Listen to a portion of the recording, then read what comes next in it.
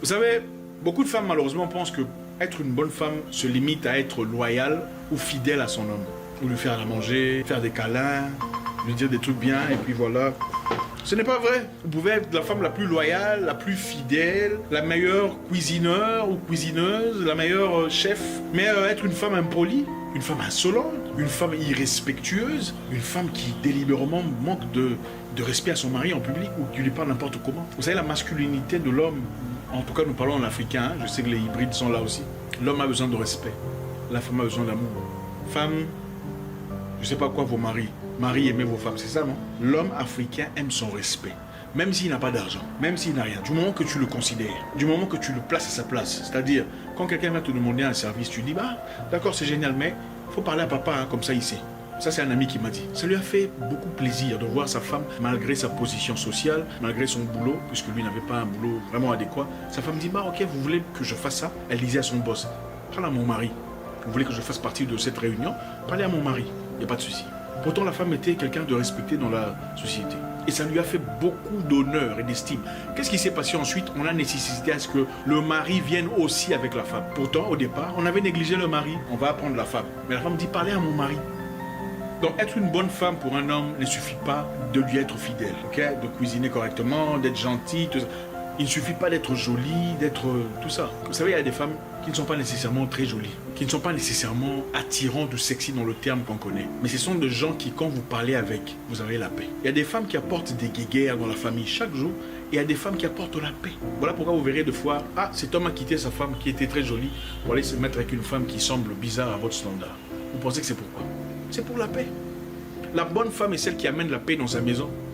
La bonne femme influence le calme, le bonheur. Même quand il y a panique, elle dit, bon, chérie, calme-toi, t'en fais pas. Ça va aller. Moi, j'ai confiance en toi. Je pense que tu vas y arriver. Les hommes grandissent, mais les hommes, quelque part, gardent vis-à-vis de leur femme cette identité d'enfant qu'ils avaient avec leur mère. Et quand cet homme, grand soit-il, ne trouve pas en vous cette identité de sa mère, vous n'êtes pas une bonne femme pour lui. La troisième chose que je dirais ici, c'est il vous faut une femme adaptable. Un Africain entrepreneur, brave, courageux, a besoin d'une femme capable de s'adapter à toutes les circonstances, ou presque, auxquelles elle est confrontée sur le plan financier ou social. Il vous faut une femme capable de dormir dans un lieu à 5 étoiles, si vous en arrivez là, et une femme capable de dormir avec vous, en tout cas très modestement, si vous en arrivez là. Pas quelqu'un qui sera piqué, comme on dit en anglais. Ah non, moi je fais pas ça. Je lave pas les assiettes comme ça avec mes doigts parce que patati et patata. Parce que j'ai vécu avec des cuillères en or dans la bouche. Il vous faut quelqu'un d'adaptable. Quelqu'un qui comprend que la vie n'est pas toujours stagnante. La vie continue de changer. Aujourd'hui vous êtes bien, demain peut-être pas. Qu'est-ce que vous faites?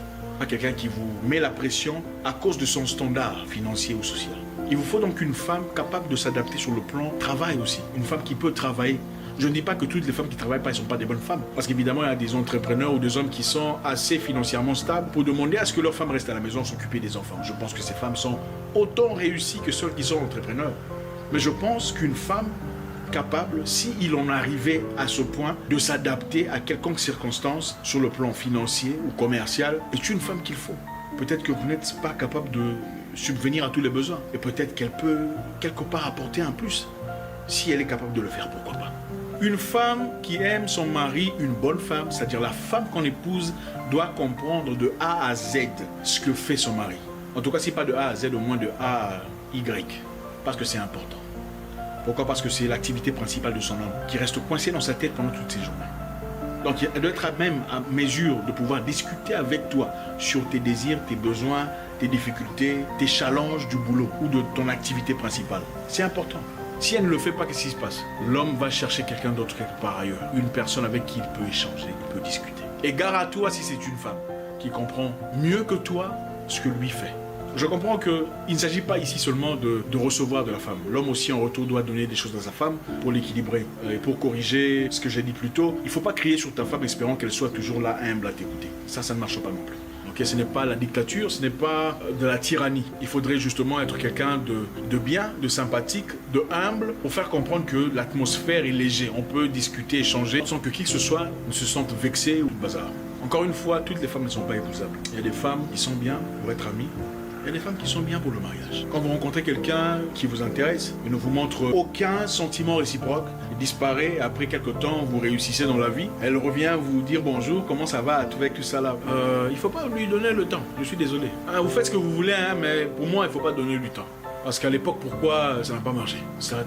C'est-à-dire simplement que vous n'êtes pas sa priorité. Vous n'avez jamais été sa priorité, son number one. Peut-être que ça a gaffé là-bas, ça a pété là-bas, maintenant elle rentre.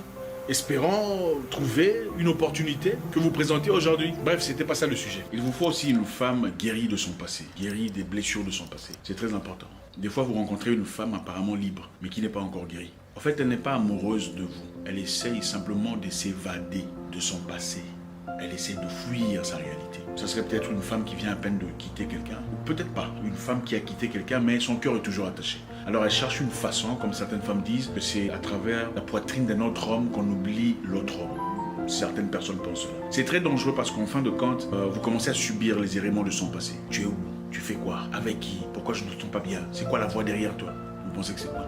Une femme obsédée à vérifier ce qu'il y a dans le téléphone de son homme. Pas pour dire que c'est mauvais, c'est pas mal du tout. Mais quand c'est une obsession, c'est-à-dire je veux voir à qui tu parles. Quand il va dans les toilettes, tu t'accoupes pour essayer de voir ce qu'il y a sur WhatsApp, ce qu'il y a sur Instagram, à qui il a parlé. C'est une obsession basée sur quoi? Basée sur les expériences passées. Vous pensez qu'une personne qui n'a jamais vécu ces histoires, qui n'a jamais été trompée, manipulée, abusée, courrait derrière le téléphone de son homme cherchant à voir ce qui se passe, à qui il parle? Absolument pas. Et pourquoi on le fait? C'est parce qu'on n'est pas encore guéri. Écoutez, jeune homme, ou mon confrère, vous n'êtes pas psychiatre. Guérir une femme pourrait être un choix, si vous choisissez de le faire, mais sachez que ce n'est pas votre responsabilité de guérir une femme de ses blessures du passé. Ce n'est pas à vous. Les femmes vous diront, voilà, il faut rassurer la femme, tout ça, tout ça. Attendez, il y a de ces femmes, vous pouvez rassurer du 1er au 30. Vous rassurez, vous donnez tout ce qu'il y a. Vous lui donnez même le téléphone quand on vous appelle. Il arrivera un moment où, quand vous n'êtes pas là, elle veut revérifier le téléphone pour s'assurer qu'il n'y a rien qu'elle a loupé. Donc il y a des femmes il y a des femmes qu'on peut aider, évidemment, à sauter ce moment de difficulté. Il y a des femmes qui malheureusement sont coincées dans ce coin sombre de la vie, où elles seront incapables d'aimer une personne véritablement pour cette personne et pas pour les expériences difficiles qu'elle a connues dans son passé. Donc, choisissez une femme guérie de son passé, une femme libre de cœur, légère dans l'esprit, c'est-à-dire une femme qui a laissé passer ce qui est passé, qui est prête à redonner une chance à de nouvelles opportunités. Le simple fait qu'elle soit trompée ou qu'elle ait été trompée par 2 ou 3, 4 salauds ne veut pas nécessairement dire que vous faites partie de ce calibre de personnes. Prenez soin de vous. Ne vous lancez pas dans une histoire de psychologie. Vous n'êtes pas docteur ou médecin, vous n'êtes pas psychologue, vous n'êtes pas psychiatre. Sa santé mentale n'est pas votre responsabilité. La femme qu'on épouse est émotionnellement intelligente. Elle sait comment on s'excuse, par exemple. Elle sait quand est-ce qu'elle a tort et quand est-ce qu'il faut exprimer son regret. Une personne capable de dire, écoute, je suis vraiment désolé pour l'autre fois, j'ai mal agi, je pense que j'étais mal compris, ou je n'étais pas très bien, ou voilà, je suis vraiment désolé, excuse-moi. Ce que les gens ne comprennent pas est que les hommes ont aussi besoin d'entendre ça. Quand on vit en couple, quand on est marié, on veut savoir qu'on peut avoir raison, quelquefois. Quand on a l'impression d'avoir toujours tort, de faire face à une personne qui a toujours raison, ça devient compliqué. On commence à se renfermer sur soi-même. On ne veut même plus partager ses sentiments, ses idées, ses pensées. Quand vous voyez votre homme commencer à se renfermer sur lui, ça veut peut-être dire que vous avez toujours raison dans tout ce qu'il essaie de proposer. Pas pour dire qu'il faut toujours s'excuser, que la femme est obligée de s'excuser. C'est pour dire qu'une femme capable de dire « je suis désolé ». Parce que malheureusement aujourd'hui, il n'y en a pas beaucoup. Beaucoup te disent « j'ai fait ça parce que tu as fait ça. J'ai fait ça parce que tu as agi comme ça. » Pas « je suis désolé ». Je tiens entièrement la responsabilité de mon défaut, de mon erreur.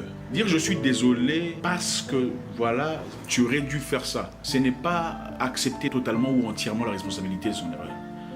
La bonne façon de s'excuser, je suis désolé, je n'aurais pas dû faire ça.